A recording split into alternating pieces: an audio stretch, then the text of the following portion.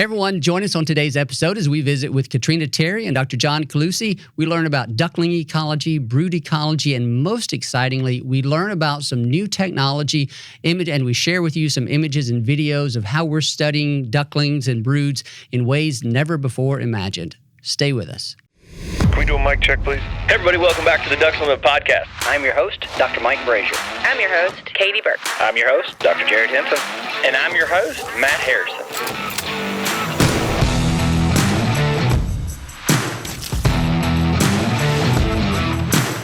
Welcome to the Ducks Unlimited podcast, the only podcast about all things waterfowl. From hunting insights to science-based discussions about ducks, geese, and issues affecting waterfowl and wetlands conservation in North America. The DU Podcast, sponsored by Purina Pro Plan, the official performance dog food of Ducks Unlimited. Purina Pro Plan, always advancing. Also proudly sponsored by Bird Dog Whiskey and Cocktails. Whether you're winding down with your best friend or celebrating with your favorite crew, Bird Dog brings award-winning flavor to every moment. Enjoy responsibly.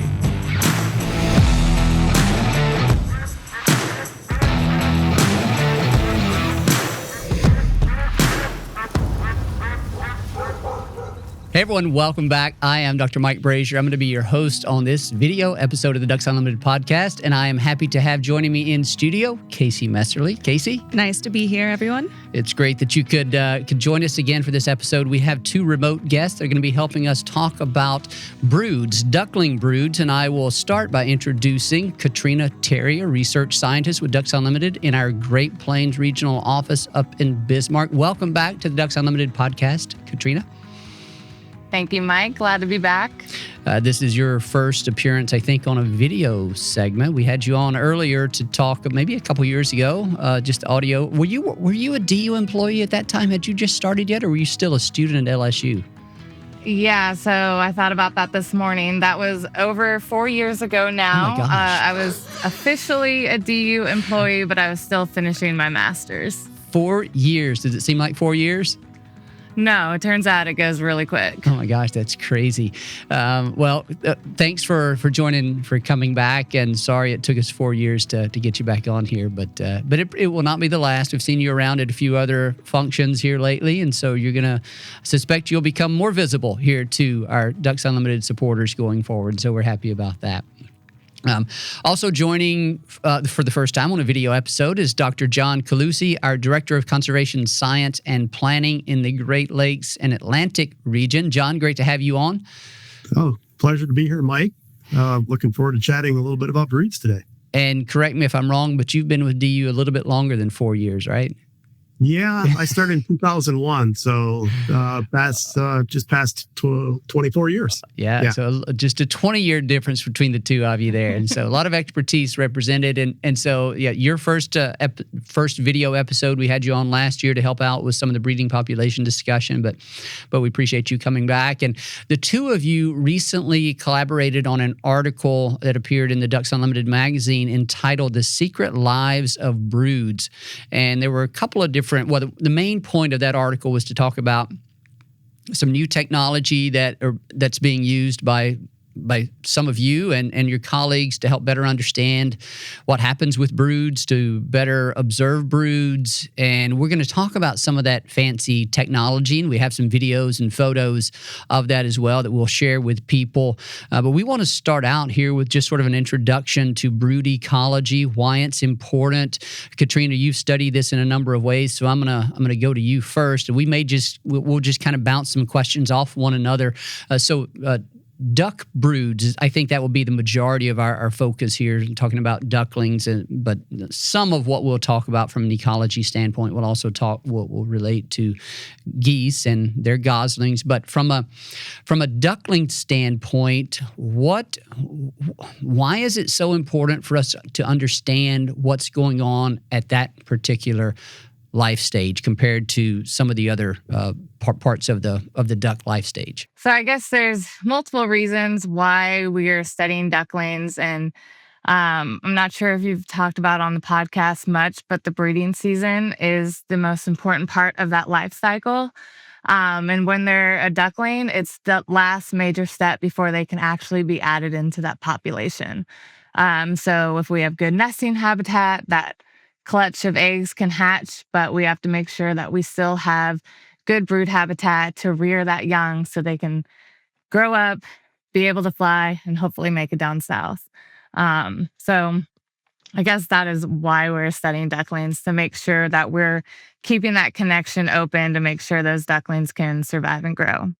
John, you have been part of some studies in the past that have looked at some population models of mallards, I think it was, in the Great Lakes region, and sort of decomposed all of these different life stages, some of which Catrina's mentioned there. But there's different, I mean, you can get more technical, like on the importance, on understanding the importance of this part of the life cycle, right? And so talk about that a little in terms of what we learned from past studies, why it's so important to do the sort of the quantitative work on estimating the survival of these ducklings, and then how we use that to understand the overall importance in sort of that annual cycle. Yeah, so we've in the past built a number of demographic models.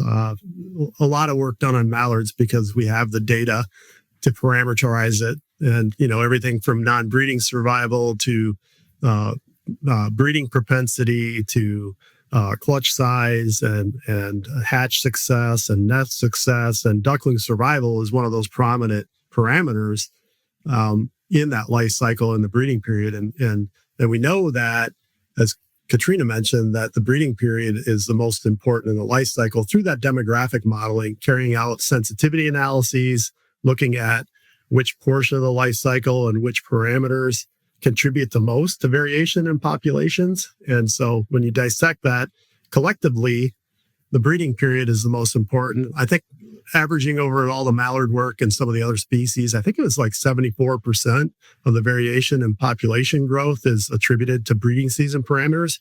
And duckling survival or brood survival is one of the two top ones. Depending upon the study, the research that was done, and the demographic modeling, it's either nest success or duckling survival are the top two breeding season parameters. And so you can't have one without the other, right? It's kind of a chicken and the egg kind of thing. So they got to be successful, they have to hatch, and the young have to survive.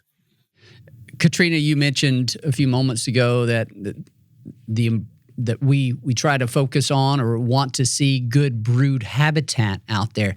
What is good brood habitat? So this would be kind of brood dependent, divers versus dabblers. And I also work pretty exclusively in the prairies, so this could be very different for John.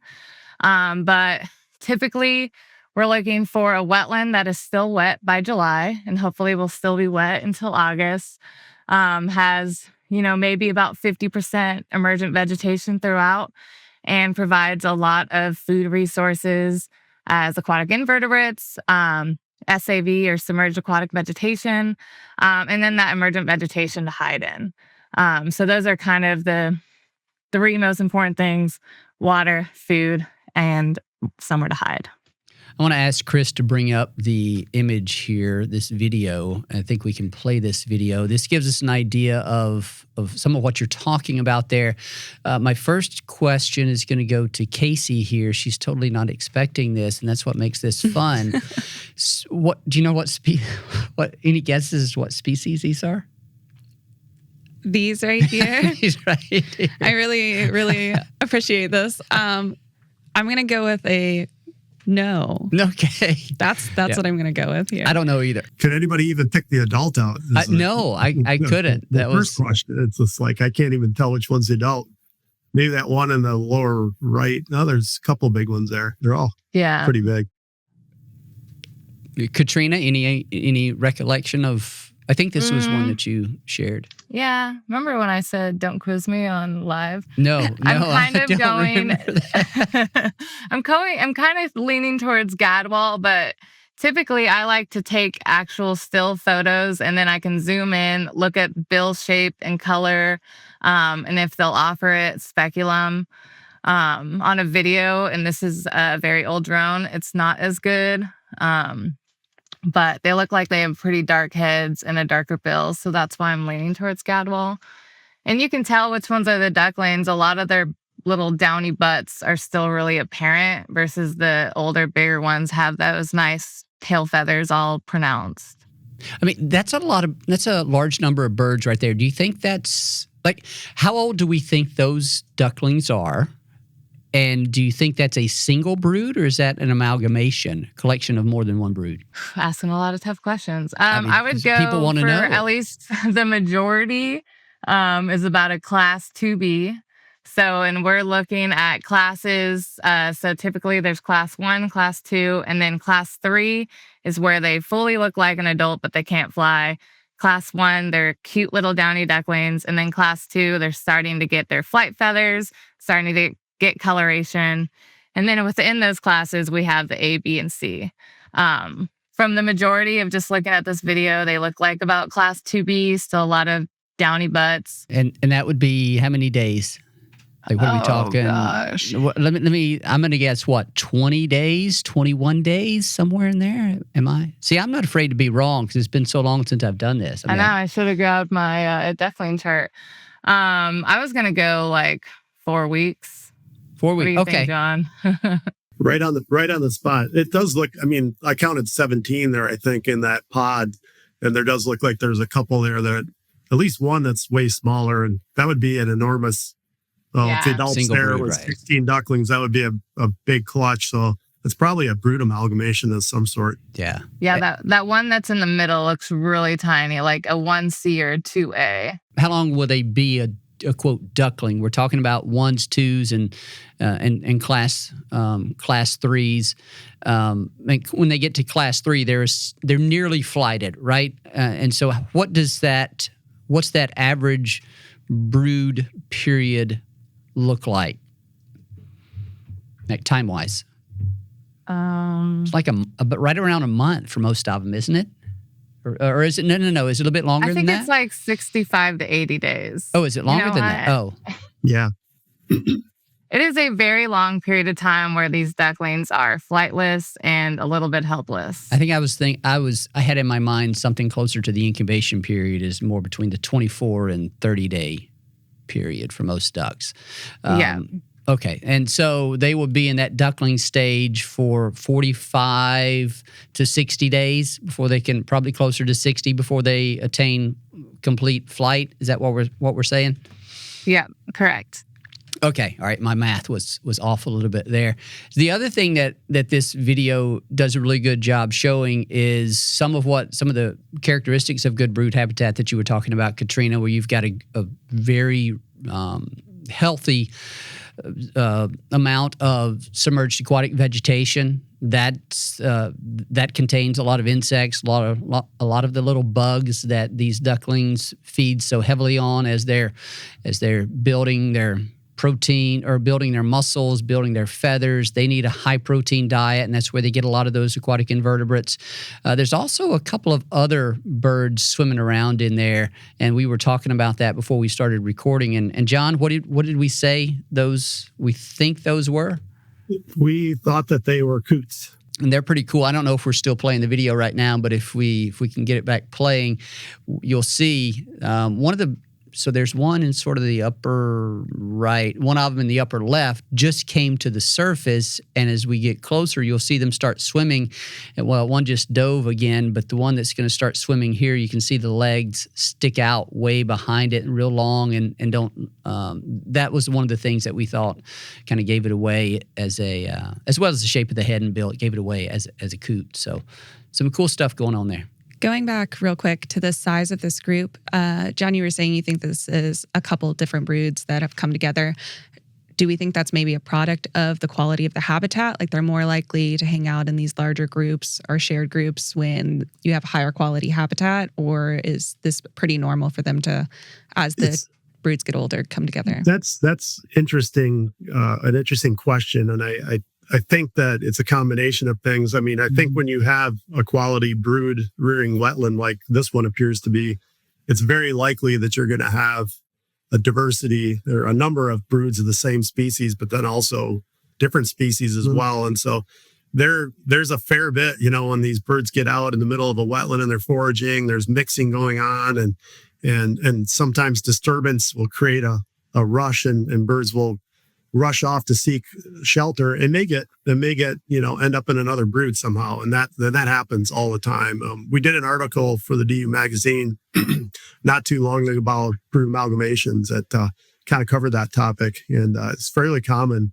in waterfowl, particularly geese, and as well as ducks. So it does happen. Catrina, did you find anything else out about how long these birds stay in their duckling phase? I heard some pages flipping, so that told me that somebody was doing some fact checking. And so, what did we learn? Yes. So according to Gollop and Marshall, 1954, most broods, and this is for dabbling ducks, are flight capable at 56 to 60 days. So at a 2B, they are 37, or wait, where's 2B? Sorry, they're 28 to 36 days. So we were good at 4 weeks. Yep, there you go. Cool. It's been a while since I've done any studying of ducklings, and it shows, right? But that's okay. We've got the experts on to correct us and keep us straight.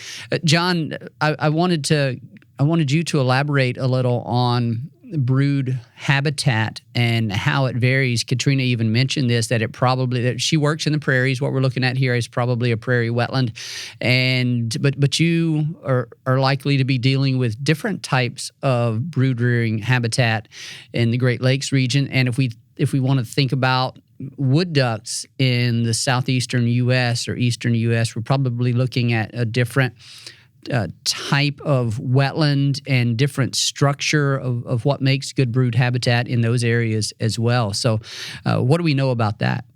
Yeah, we do get our prairie pothole type wetlands out here that are similar to what Catrina has, particularly in the Great Lakes, but those were not commonplace. There's some pockets here and there.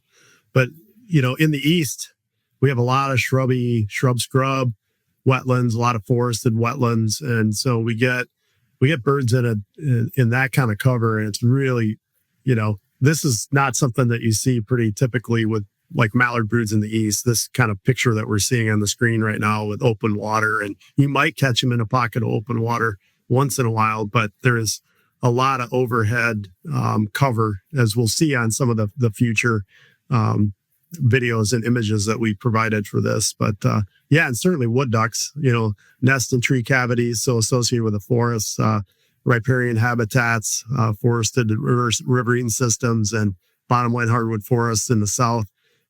Those birds are almost exclusively in like forested wetland habitats. If we backed up from this image and were able to see the entire wetland, I'm guessing, Catrina, that we would see some robust emergent vegetation. Perhaps it's entirely cattail rimmed, but something that allows these ducklings to escape from overhead predators or any other kind of predator. Because right now they're just out in the open as we see them in this little video, but they do need that escape cover, that real thick vegetation, and we'll see some examples of that a little bit later on. I wanted to pose a question to Kayci here, because Kayci, you and your research as a graduate student, I don't think it involved ducks or wetland birds. It was mostly sort of passerines, right? Yeah. So in my graduate program at Auburn, I was actually working with zebra finches. And so these were captive birds that we were working on. And then previously in my undergraduate work, I was working with both zebra finches in a captive population and tree swallows, which were a wild population we had there. And so there are some important differences between the developmental process, the developmental strategy between ducklings or waterfowl and the species of birds that you were most familiar with before coming to Ducks Unlimited. So do you want to talk about some of those key developmental differences? Yeah. So just for the sake of comparing wild populations, will kind of refer back to my time at the University of Tennessee, Knoxville, working with tree swallows, also cavity nesters. And so to do the research there, we put up nest boxes, which tree swallows readily will nest in. And so those birds are passerines, and so they are actually what we know as altricial. And so that means that they're born not able to be self-reliant. And so they actually, when they're first born, can't even thermoregulate, so they can't control their own body temperature. They're very reliant on their parents for that help. And they also have what we call biparental care. So both of their parents are coming and feeding and helping kind of regulate and maintain that nest as well. There, some of the other key differences there, like the incubation, length of incubation Yes. from time that the egg is laid to the time it hatches differs substantially, right? Yes, and so it's a much shorter period. We still, both of the species that I was working with will lay one egg at a time. The tree swallows that I was working with will actually, typically, if it was a smaller clutch, all of the eggs will still hatch on the same day. But as that clutch gets longer, you're more likely to get a chick or two at the end of that. That's hatching on a second or third day. And so their normal clutch size is around, like a good size clutch is 6 to 7 eggs. And typically 6 of those will hatch out. Not all. If you have 7, you start to kind of lose the viability of that. They don't all typically hatch. And you're limited on space in the nest. So even raising, like a very successful tree swallow nest will have 6 chicks come and fledge out of that. So you have that incubation time, and then have all your chicks hatch. For the zebra finches, they actually would still lay 1 egg a day, but they would hatch out 1 chick a day as well. So you get to that point and you can reliably have 1 chick every single day. We would mark ours so that we know which chick was coming in what order, and that's how we would keep track of them as well. And so then the key difference there between those groups of birds and ducklings and geese is that, as you mentioned, the birds you were studying were altricial. The alternative form of that is precocial, which means that when at hatch, ducklings, goslings, cygnets for swans they do have downy feathers. They are within 24 hours. Their eyes are open. Within 24 hours, they were able to leave the nest and then go and feed on their own. So you see those two contrasting strategies. One is where, and the other thing on ducklings, on ducks, geese, and swans, the incubation period is longer. So there are trade-offs that show up in these different groups of birds, ducks, geese, swans. The incubation period is longer. But when they hatch, within 24 hours, they're off feeding on their own, which sort of eliminates the need for the male, for the drake, to also participate in feeding, in contrast to what we see with passerines, shorter incubation period, an additional 14 or so days in the nest, but it requires both male and female to feed them to get them to flight. So that's sort of an interesting difference there. And Catrina, that precocial nature of ducks comes into play when we start talking about what happens immediately after they hatch. I mean, they're ducks nest on the ground. At least most of the dabbling ducks that we're talking about will likely be talking about nest on the ground, exposed to predators there. But then whenever they hatch, like what happens and what do we know about ducks and their ability to travel across land and nest at different distances from the wetlands where they eventually take their birds? Yeah. So duck nests, like Mike said, are very vulnerable. I'll use mallard as an example. From the first day she lays her egg till they hatch, it's about 35 days when we include laying an egg every day for 10 days and then her full incubation. And so they're all going to hatch at the same time, unlike a lot of the passerines. Because within 24 hours, the hen has to lead her ducklings off because they have to eat. She's not going to bring any food back. So if ducklings don't hatch together, they're not going to make it. And some of, especially larger bodied like mallards or pintails, they can walk up to a mile to a wetland. And it's pretty interesting. It's relatively new and it's harder to study, but they've been looking at prospecting. So where these hens are taking their ducklings.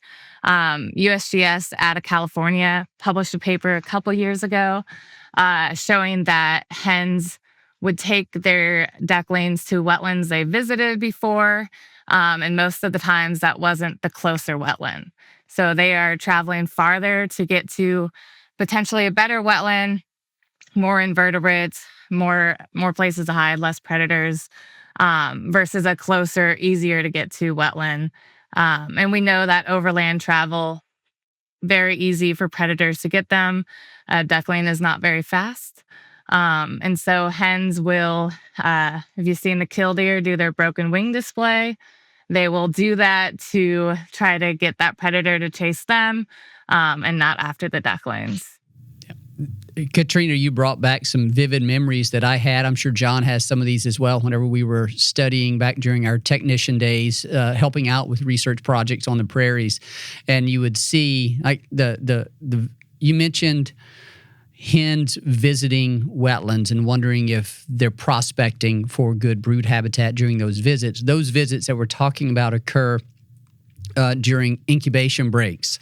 While the female is incubating periodically during the day, she will take a break and she will go to wetlands. And sometimes those wetlands are distant from where the nest is. As you mentioned, sometimes it's a half mile, sometimes it's a mile, sometimes it's right nearby. But I just remember it's very common when you're on the breeding grounds up there in the prairies to see this hen come flying in, land on a wetland at a certain time of the day, and you think, well, she's probably on an incubation break, and then your mind just goes to wondering, like, why this wetland? That's the question of why is so prevalent in all the work that we do, and whether you're there in the field or back in your lab, you're always asking that question, and so that's pretty cool to hear that we're trying to figure some of that out. John, I'm sure you recall thinking about those things and making those observations whenever you were up there on the prairies. Yeah, and in some of my work on goose broods too, you sometimes you wonder what the rhyme of the reason is. You know, it's like Catrina said, it's not always the closest wetland, which would, on the surface, as from a human perspective, would make more sense, right? From a survival potential, like at least in the short term, getting the water, but it's not always the case. And so, what's really interesting is I don't know if that California study that Catrina mentioned was involved with the newer technology with GPS transmitter units. I think it was, but with the development of that technology with marked hens, we're starting to be able to like reveal some of those things. So we're able to detect the hen incubating, and we can kind of look at those movements off nest during that period. And then ultimately, if they're successful, the brood, can relate that to where they go first. And it's really intriguing. But as Catrina said, it seems like the greater distance, that there's some risk there. Yes, there is the reward of maybe better cover and better food, but also the longer you travel, the more likely you may be to encounter a predator along the way, whether that's an aerial predator or a ground-based predator. And so pretty risky. And you've got 12 ducklings in tow, and they're curious, and it's a new world to them. They just came out of a shell and off the nest, and here they are marching, and so wandering about here and there, it becomes pretty risky. And in so many instances, when you're studying ducklings and the broods and where they go, they will leave one wetland that appears to be in very healthy, lots of great vegetation, lots of cover. It would appear as though, like just to us, visually looking at it, like, why would you even leave that wetland? But then they do, and then whenever they leave, they will often go right by 1, 2, or 3 other wetlands that is supporting other broods, and it looks to be in really good condition, yet they keep on going. And so why are they doing those things? It's really, really cool to continue to study. I always kind of wondered about that, Mike. When I was doing work on resident Canada geese, I had marked broods down there, and oftentimes I would note that every time there was a move, the goslings were lost, to predation, or they got lost. And I'm like, well, did that happen because they moved, or did an event happen on that wetland where a predation event happened, they lost the gosling, and then that drove them off? Mm-hmm. Who knows? Maybe the same things going on with ducklings as well. And it's, I guess as we study them more with better technology, hopefully we'll learn a lot more. Yeah. Catrina, any insight on that question from any of the work that you've been doing? It seems that ducklings move a lot more than we had expected. And I think that's obviously been our challenge, is studying ducklings are really hard. And now with this newer technology, we're learning a lot more. We're learning broods move a lot more. What the mechanism is for why they're moving, we're not quite sure of, but it's pretty insane when there's a wetland just smack dab in the middle of a giant cornfield, and there are broods on it. And I'm like, why this wetland? How did you even get to this wetland? Because at that point, the corn's 10 feet high, but maybe there's less predators in a wetland that's in the smack dab middle of cornfield. Yeah. Well, we have mentioned new technology a number of times here. We've mentioned the importance of it and what it's allowing us to do now that we previously weren't able to. We're going to take a break. We're going to come back and share some video and photos of that new technology and the images that it is generating and how it's improving our ability to be more confident in some of the data we're collecting and collecting additional types of data.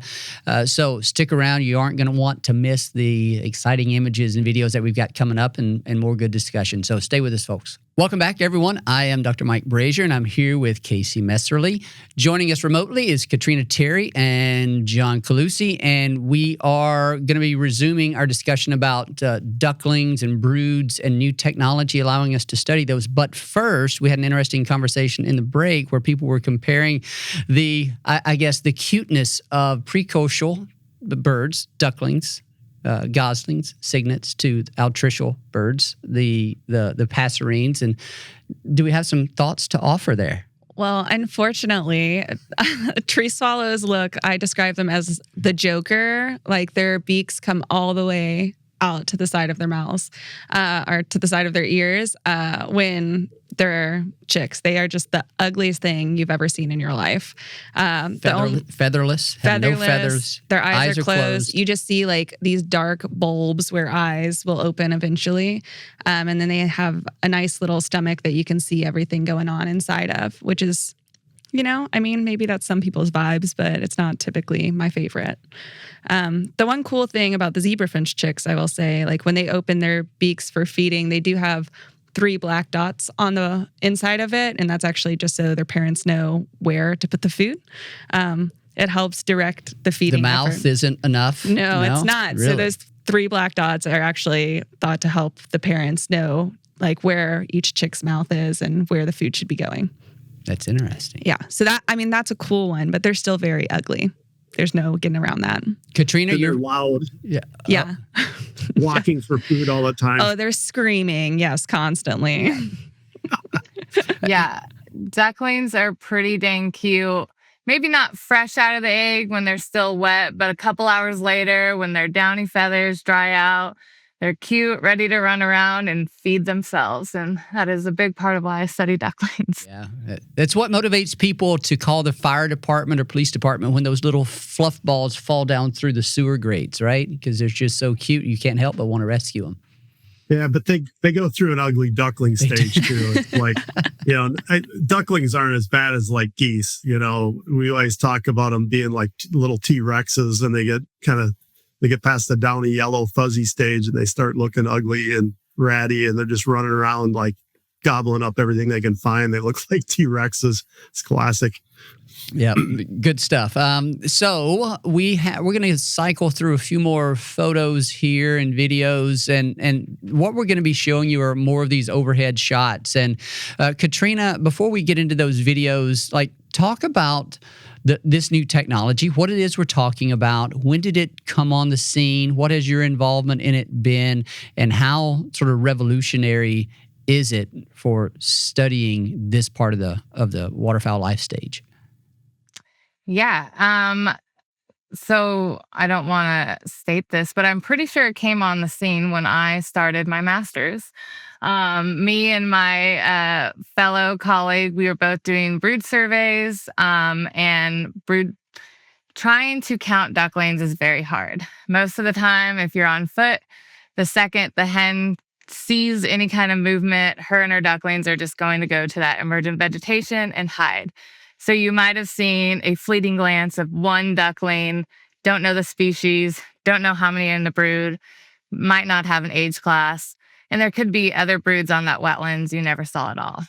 And so when drones started coming on the scene, my advisor, DU, Delta Waterfowl, all were trying to figure out how can we actually study ducklings efficiently. There was people in helicopters trying to count ducklings. They would be in tree stands all day on one wetland trying to see how many broods are actually in this wetland. And none of those were very efficient. And when you're trying to do conservation on a larger landscape, you need something that you can count a lot of wetlands quickly. And so that was when drones came on the scene. And with my early research in 2018, that was kind of the first time you could put a thermal camera on a drone. And so that really changed the game, because now these broods that are hiding in emergent vegetation, with that thermal camera, you can actually see them in that emergent vegetation. And so a lot of times when we started out, we're flying at about 140 feet. With newer technology, you can fly a lot higher. And we're seeing these thermal broods or ducklings, and we're able to go to our RGB, our visual camera, and typically speciate. And one of the cooler things when I first started doing this in 2018 was how little of a reaction these broods had to a drone. The summers prior, I was doing brood surveys the traditional way of just walking 15 miles a day and counting all the ducklings I could see on a wetland. And when they saw me, they fled. But typically, the broods with the drone didn't really do anything. They kind of hung out. Sometimes they still foraged. So it was much easier to get that count and speciate and get those age classes as well. So it was really awesome to see. And so in 2018, we did a comparison study comparing me flying a drone through all these wetlands and then my technicians going and counting broods on foot. And we saw about twice as many broods in about half the time. So it was much more efficient, and we were getting better data with this new technology. Catrina, I recall, I guess it was the late 90s when I was doing my master's research, and you mentioned people being in tree stands and camping out on these wetlands all the time. And I don't know, Chris, if we have this, I don't know if you've shown the image that I'm looking at right now, but it will show you the emergent vegetation, cattail, and there's a brood right at the edge. I mean, this tends to be a bit more typical from, based on what I remember. It's rare that you find all those broods or all those ducklings out in the center of the wetland. Maybe it varies a little bit based on which species we're talking about, but this is more typical. And as you said, you get just a moment to see these broods and then do the count, because that's one of the things that you're trying to do is count how many there are. And it doesn't take very much for those birds to spook, and then they're deep into the vegetation and you just can't see them. And I recall that sort of in the evenings, our team would go out and we would climb up in trees, or we would sit from an elevated vantage point looking down on a wetland just for hours, just as you said. And we had the female radio marked, and we knew she was on that wetland. We knew she had a brood, but you could never see her. And you knew which side of the wetland she was on because you're tracking her with your antenna device, but she never would come out. You just could not see her.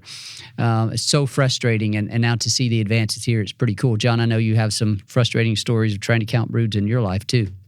Oh yeah. I think my first introduction to that was up at the Delta Research Station at Minnedosa. And I kind of laugh about this because I was doing canvasback brood surveys, and Mike Anderson was marking a lot of the hen canvasbacks with nasal saddles or nasal pieces in the day. And so I always thought they were just trying to get rid of me in the afternoons or evenings to go out to these wetlands and find this marked hen with a brood. And off I would trudge with a spotting scope and binoculars. And, I would just kind of crest the hill with my head to look over to see if there were broods out in the middle of that wetland. But yeah, you're right. You would sit out there for hours and days on end. And I remember one instance actually going out there and popping it up, and it's like, oh, there she is, and there's all the ducklings, and I got a great count. But that was a very, very rare occasion for that to happen. I was just going to go back on that visibility. Like you had mentioned with the cattail, a lot of the times, if you're on foot, you get to a wetland and you can't see anything but a wall of cattail. But you put up a drone and you actually have a very large open area with all that submerged aquatic vegetation and broods on the wetland. And especially out here, it happens a lot. Chris, I think we have a video. I think you showed it a minute ago. I don't know if our viewers were seeing it. It was showing the thermal signature of that one right there. That one is really, really cool. Can we get that one in motion? And there's a couple of things to point out here. One, you can tell the hen is in the front. You can see she's slightly larger, and this is, a thermal sensor, so it's detecting heat off these birds.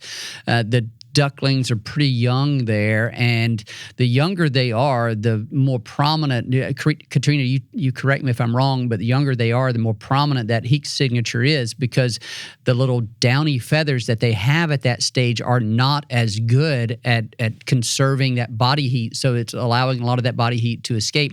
It's one of the reasons why during those especially the first couple of days, but even for the first couple of weeks, the hen has to kind of protect them from colder temperatures at night. It's not until they start putting on those other body feathers that they're able to, and downy feathers beneath, that they're able to conserve some of that temperature. And so you can see a difference in that heat signature. It's not that the adult isn't producing heat. It's just that heat is being sort of retained as a result of the more mature feathers that she has. Am I right on that, Catrina? Yeah, and I think that's something that's kind of cool to showcase is ducks are so well insulated, and that's why we're not really seeing as much of a heat signature from the hen. And if you look really closely, you can see that their tail feathers are starting to come in because it's a little bit darker at all their butts. So you could, I don't think we can age off thermal, but they're probably at least a 2A at that point. That's really cool. And so then in terms of like the application, what is this allowing us to do? There's a lot of different metrics and ways of summarizing whether ducklings are successful, or individual duckling survival, how many ducklings out of a given brood are surviving, do wetlands contain broods at all? What are some of the more important metrics that this technology is allowing us to collect in better ways now? For me, especially for my master's and some of my current work, it's about habitat. Not all wetlands are brood habitat, and in order to keep conserving and doing conservation on the landscape, we need to know what's most important for broods to make sure that they can be added to that fall flight. And I think you had mentioned earlier, you go to some of these wetlands that look great, but there's maybe never broods on them. And especially, over time, there's certain wetlands that I have never seen a brood on. And so we're hoping to kind of answer more of those questions as to why. We have very limited conservation dollars, and we want to make sure we're maximizing the benefits. And also to just get better population counts. We're, working with Game and Fish to try to make a correction factor for their brood surveys. We're not trying to transform landscape size surveys in order to do drones, but we're just trying to improve their estimates in order to, really know year to year how our populations are doing within the prairies and then other places. And then, John, what kind of work are you involved in? Some of our partners, maybe, I don't know if it's in the Great Lakes or if it's in the Atlantic Flyway. Tell us what else is going on there.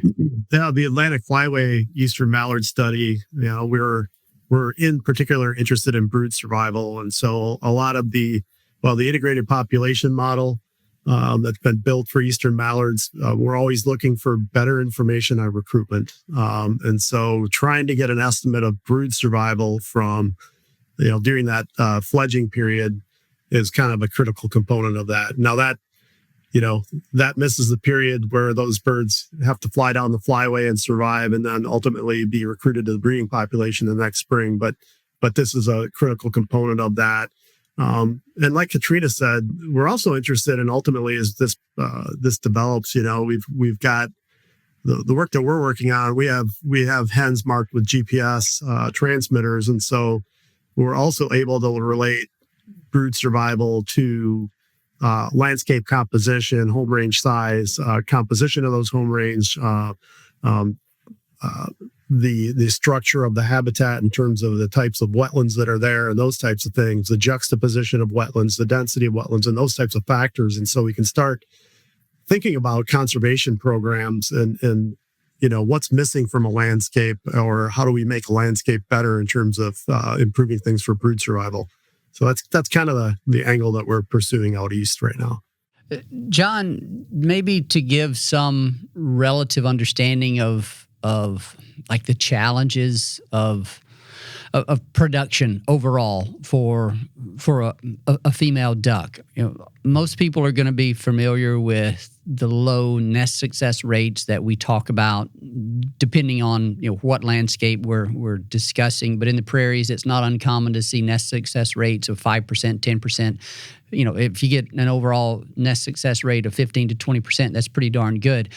What's the range of survival rates for ducklings as we kind of understand them? And Catrina, you can probably tag team this as well. But John, what's your recollection on what we're looking at from a duckling survival standpoint? Yeah, I think the range is all over the board. I mean, I think typical 50% is a pretty high number, but I've read up to anywhere from 0 to 70%. And it varies by landscape and year. Obviously, think about like a dry year on the prairies, a duckling survival, brood survival might be next to 0. You have a wet year, it could be upwards of 50% or higher. And then variability about species too. So, but yeah, it's all over the place. And when you start piecing all that demographic information together, only, say in a year, only 10% of nests hatch that are attempted. And then you've got, only so many eggs, that are produced out of that, and then ducklings. You add duckling survival on top of that, and pretty soon you're whittled down to just a few birds, making it to at least to the fledging stage, let alone then going through a year of harvest and winter conditions, and then having to return and survive and make it to the breeding grounds to start their effort. Catrina, what kind of information have you gained from the work that you've done with regard to duckling survival rates? And does it vary based on the quality of that habitat? Does it vary based on the species? What do we know from the prairies? So I have not studied survival, so this is probably not my bread and butter. You need to be able to mark hens. It's a lot more intensive than just going out and counting ducklings. But like John says, it's especially in the prairies, it's very water related. High water years, you're typically going to have high survival. So when I'm counting broods, typically I have larger broods. So maybe they're 8 to 10 broods. In dry years, I think it was 2021, we had a lot of broods with 3 and 4. I mean, this is anecdotal, but it just kind of makes sense when I look at just brood counts across the years and how they match up with the overall habitat conditions on the prairies. Go ahead, John. Yeah, no, I was just kind of looking up some estimates that we used in a demographic model from the Great Lakes, and like overall duckling survival was over a 3-year study was like 0.39%, so about 40%. Yeah, and then that can vary by the age of the female too. So there's a lot that goes into it beyond the habitat conditions as well. And that probably has something to do with the female's experience. Yeah, and so that brings up another good point, John. We released a recent episode where we were talking with Scott Stevens and Steve Adair about habitat conditions on the prairies in the spring and in the summer. And we talked about some recent rain that had fallen during the summer. And although that summer rain may not be influential for affecting where the birds ultimately decide to settle and nest, it can be vitally important for determining brood survival, duckling survival, because if we don't get rain, so let's just assume that wetland conditions are good in the spring, but then it goes dry, those water levels in those wetlands are going to slowly recede and slowly dry, eventually to the point where that water, at least on some wetlands, will pull back from the emergent vegetation at the edge of the wetland. Then the only thing that the ducklings have is maybe some mud flat or no no vegetation, overhead vegetation within which to hide, then that increases their exposure to predation by all sorts of animals, overhead, aerial predators, mink, raccoons. They need water to be maintained up into that vegetated edge of the wetland in order to provide that important escape cover. So those areas, some of which are in the Dakotas this year that have received rain in late spring and into summer, should have pretty good brood rearing conditions in those wetlands. Are you seeing that in some locations, Catrina? Yeah, I mean, I would say overall it's still pretty dry, especially compared to last summer. We just concluded some brood surveys for one of my grad students' projects, and pretty much one of her entire sites was already dried out, which is not ideal. But we could have been in way worse conditions if we had not have gotten that rain. I would be very hopeless for opening day of duck season this year. But thankfully we got a decent amount of rain for broods. And it's been raining off and on the last couple weeks. So I'm at least optimistic about the broods that are on the landscape right now. Okay, well, that's good, and it's just another layer of the challenge of being a duck and pulling off a brood of ducklings and raising them to fledge, because although you may have good wetland conditions when you arrive and nest, if it goes dry, then essentially you're going to be the amount of habitat available for supporting those broods and getting them to fledge is reduced. And if it dries up completely, I mean, the mathematics on that are pretty clear. And that will happen at some local scales and in some situations. But that's why we want good wetland conditions in the spring, and we want periodic rain throughout the summer as well to keep those wetland conditions good for the broods. I was just going to add that, thinking about that, those conditions and how that leads to a better fall flight in terms of more juveniles per adults. We all know that from a hunter perspective that the more juveniles, the better. They tend to be a little bit more vulnerable to harvest and decoys and things like that. And so those boom years are pretty important. Has there been, I was just curious if there had been any understanding of the broods that were reared in these drier seasons. Are they known to be more successful when they go for their nesting attempts, or is there any understanding of basically the influence of a good season, a dry season, or a wet season on, nesting success for those individuals in subsequent years? I don't know about necessarily the ducklings that were hatched, but typically the hen, if she's successful, she's going to want to come right back to that same spot. But because the prairies are so dynamic, where she was successful could have been really wet that year, and then the next year, all those wetlands are dry. And a bird like a blue-winged teal, they're going to go find water. Maybe it's somewhere they've never been. But a bird like a canvasback just might not choose to nest. And so that's kind of the I don't want to say issue, because it makes the prairies so productive, but it's so dynamic. So year to year, there's so much differences.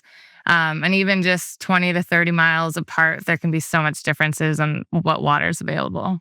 John and Catrina, are there any other aspects of the sort of technological element of this discussion, the new technology that we have and what it's allowing us to answer? Are there any other aspects of that we want to discuss?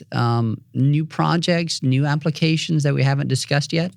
I think we do have. We're going to go through some of these photos here in just a moment, just to kind of recap this. But well, I think we kind of mentioned, or at least I mentioned, the coupling of other new technology along with the drone work and the infrared imagery, using GPS marked hens and things like that. And, they've also done that with VHF transmitted hens as well. So to get a better fix on individual broods and get better estimates of brood survival. Catrina? Yeah, just as technology advances, I think we're going to be able to answer just more questions.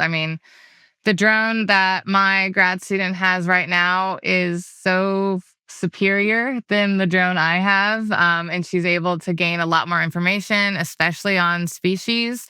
I have an issue, especially if you're doing roadside surveys. All of the power lines go directly over the wetlands. So for my old drone, I could see them off thermal from 150 feet, but in order to speciate, I had to drop down. And with a power line and an expensive drone, I would typically just be like, okay, I know it's a dabbling duck, so we're just going to have to go unknown dabbler or unknown diver.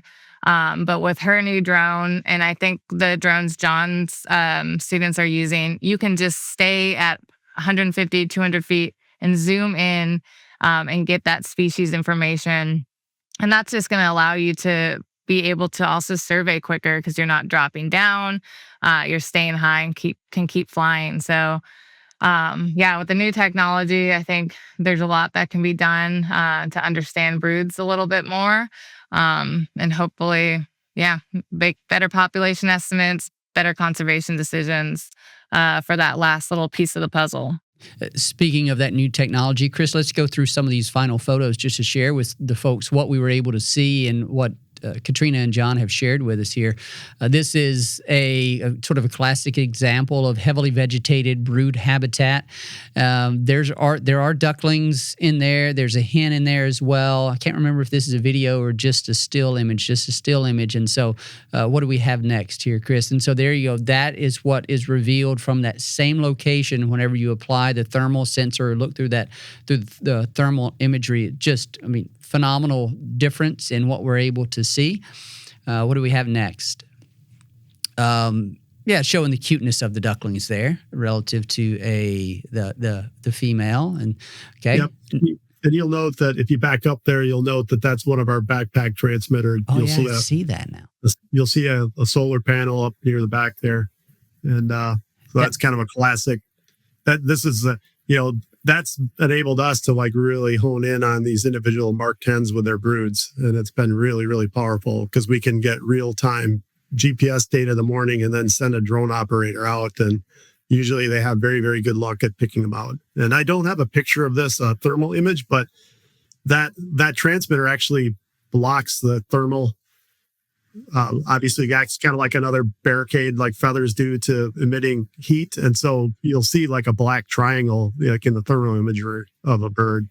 That's actually one of the marked ones. So I see those 4 or 5 ducklings on the right. I also see another one, kind of to the in front of the female. That's pretty cool, and that's a East Coast or Eastern Canada wetland. I'm assuming doesn't look like a prairie wetland. Yep, this was probably New York or New Jersey, somewhere out that way, Pennsylvania potentially. Yep. Chris, what do we have next?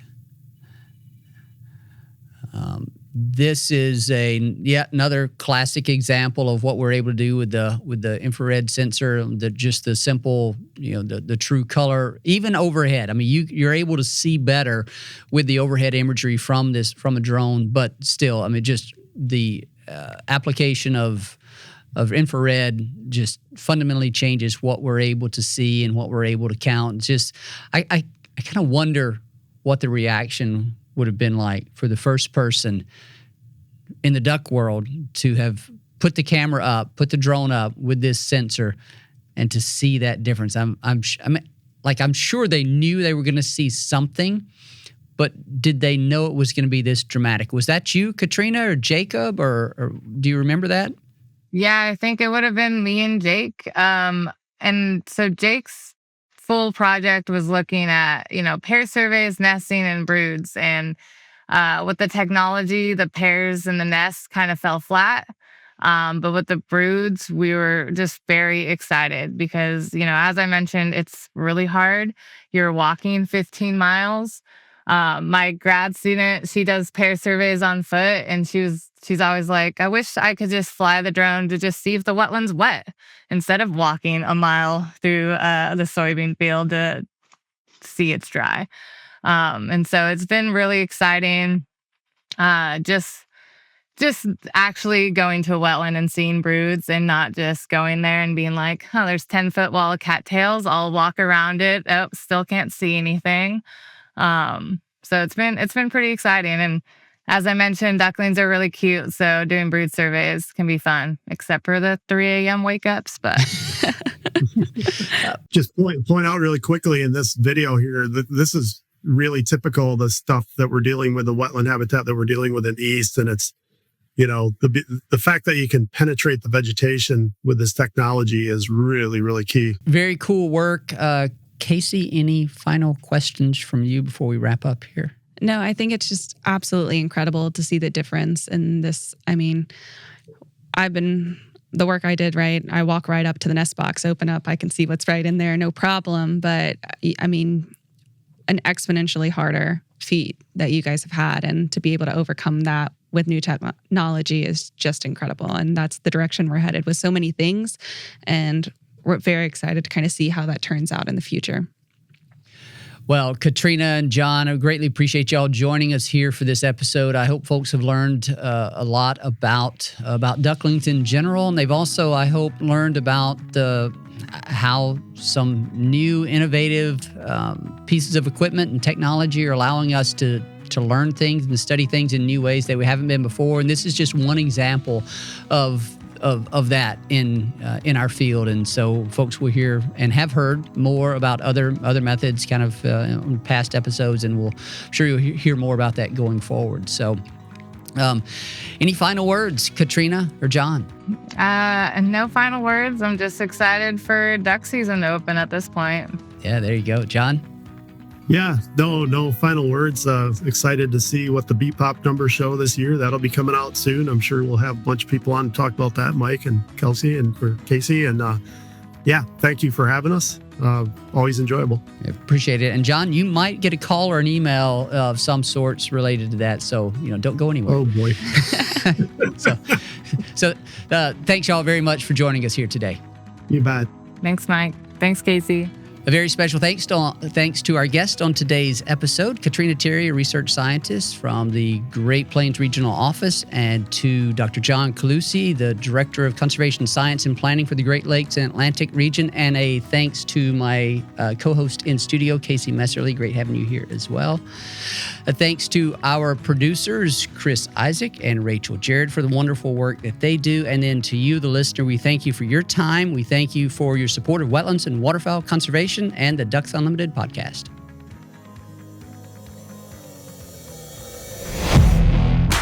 Thank you for listening to the DU Podcast, sponsored by Purina Pro Plan, the official performance dog food of Ducks Unlimited. Purina Pro Plan, always advancing.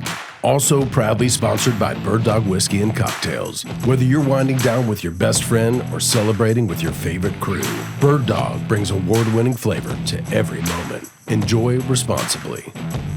Be sure to rate, review, and subscribe to the show, and visit ducks.org/DU podcast. Opinions expressed by guests do not necessarily reflect those of Ducks Unlimited. Until next time, stay tuned to the Ducks.